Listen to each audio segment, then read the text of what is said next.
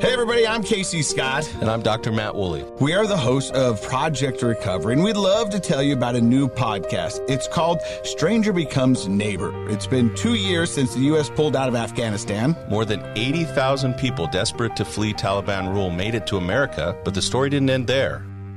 Now these evacuees live beside us, trying to make ends meet, and their future remains uncertain. What will happen for our newest neighbors, and what can one person do to help a stranger? The show host, journalist Andrea Smardon, spent 2 years following the new arrivals and those who try to help them. As she uncovers these relationships, this podcast reveals the hidden ways we are connected. You're about to hear a clip from the first episode of Stranger Becomes Neighbor. Follow it now on Apple Podcasts so you don't miss an episode.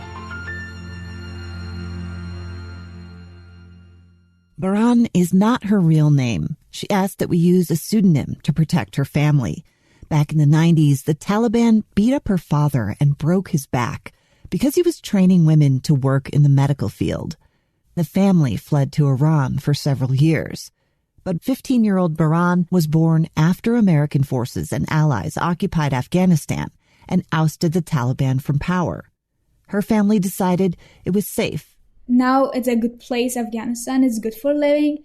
We come back to our country. She wanted to be a doctor like her father.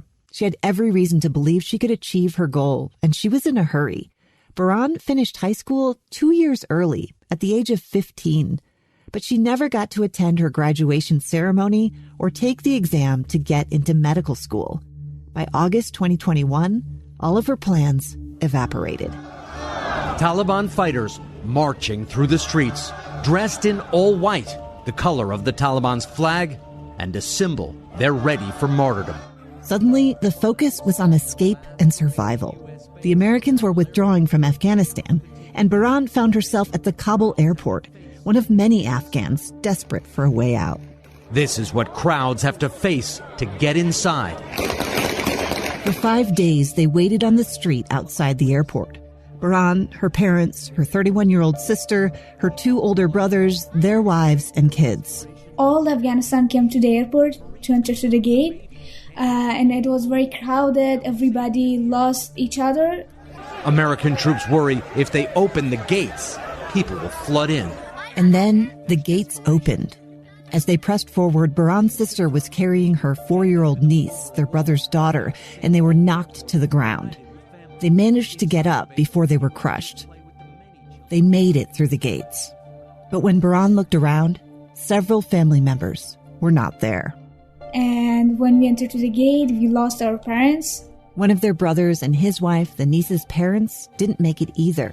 But the authorities pushed them forward. They couldn't wait, and there was no going back.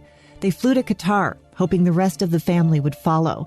They ended up at a makeshift military camp in New Jersey, where they spent several weeks. There, Baran turned 16 years old. One morning at 5 a.m., Baran, her sister, and niece woke up in the dark, skipping breakfast to get on an airplane, having no idea that they had 2 stopovers and would be traveling all day and into the night. The 4-year-old begged to eat the food she saw in the airport restaurants, but the only money they had was Afghani. By the time they arrived at their final destination in Salt Lake City, there was a snowstorm. The first night that we came to Utah, it was a very horrible situation. It was 1 a.m. A caseworker from a resettlement agency drove them through streets covered in snow and brought them to an apartment close to downtown.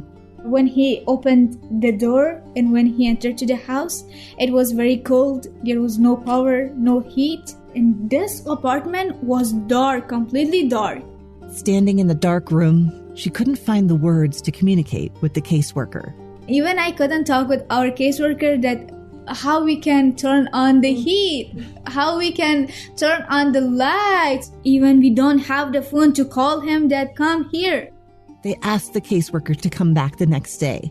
He said he would be back in a week, and then he left. My niece, she started crying, and she said that I don't want to be in here. And then they were all crying.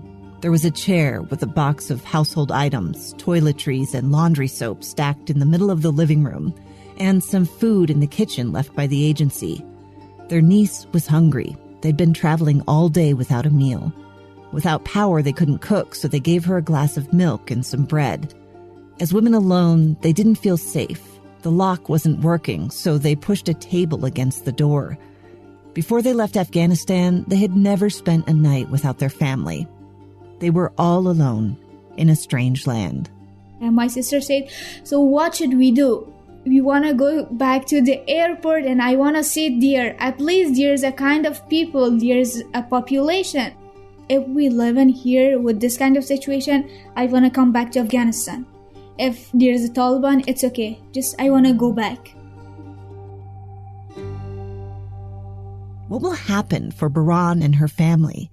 That will depend on people like you and me. The global forces and political choices that created this situation are beyond our individual control. But how we respond will test who we are and how we define community. On this podcast, we're going to follow people after the evacuation is over and they've arrived at their destination. Who will emerge to help these new neighbors? And what does it mean to be part of a community? In August 2021, while Baran was waiting on the streets of Kabul for the gates to open at the airport, halfway across the world, a woman sits on a sofa in her air-conditioned home in a suburb of Salt Lake City, watching it unfold on the news. She sees people trying to scale the walls covered in barbed wire. Marines confirm the baby handed to them over a wall is now safe at the airport, reunited with family. Families crushed in the crowds and separated. Azim shared video of his wife at a Taliban checkpoint where he says she was tear-gassed and beaten. People crowding around a massive U.S. Air Force transport plane as it starts down the runway, some even managing to hold onto the wings as it lifts. Then bodies fall from the sky. For most of us, it's impossible to fathom how someone could be that desperate to escape. But she's seen this story before. In fact, she's lived it. What I saw in the news, it's kind of triggered my memory. Her name is Nazifa. She asked that we not use her last name. To this day, she's nervous about exposing her family. More than 2 decades ago, before the U.S. occupation, she also fled Afghanistan. Her family, part of a persecuted minority and a target of the Taliban. We escaped, maybe not like through evacuation flights, but we went through the same route, leave our home with nothing. It's a time in her life she prefers not to think about. But when the U.S. withdrew and Afghanistan fell back into the hands of the Taliban, it all came flooding back. She remembered the day her father never came home. We couldn't find his body. We were waiting when Taliban was coming on our door looking for us. Nazifa, the oldest of 6 children, was 12 years old when her family crossed the border illegally into Pakistan. She remembered what it was like to be on the run. Her family living in one room with one blanket among them. How she worked in a refugee hospital and her younger siblings worked as carpet weavers just to keep the family alive. Sitting on a big, cushy chair in her living room, she lets herself go back to that time. I didn't go to school or anything, so I just worked to survive. This is making you emotional. Yeah. What is it bringing up for you? All of the hard work, it's like the life that I have lived. I'm grateful for the experience. I think that is what made me really strong. And that was, why we work so hard in here. So I want to be really independent, educated, and I never want to live for survival. Today, you could say Nazifa has achieved the American dream. She works as a risk analyst in the financial industry, a job that allowed her to buy a home in a nice neighborhood at the base of a mountain canyon.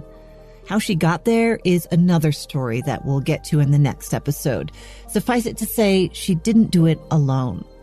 Right now, there are new arrivals from Afghanistan who need help. More help than the resettlement agencies can provide.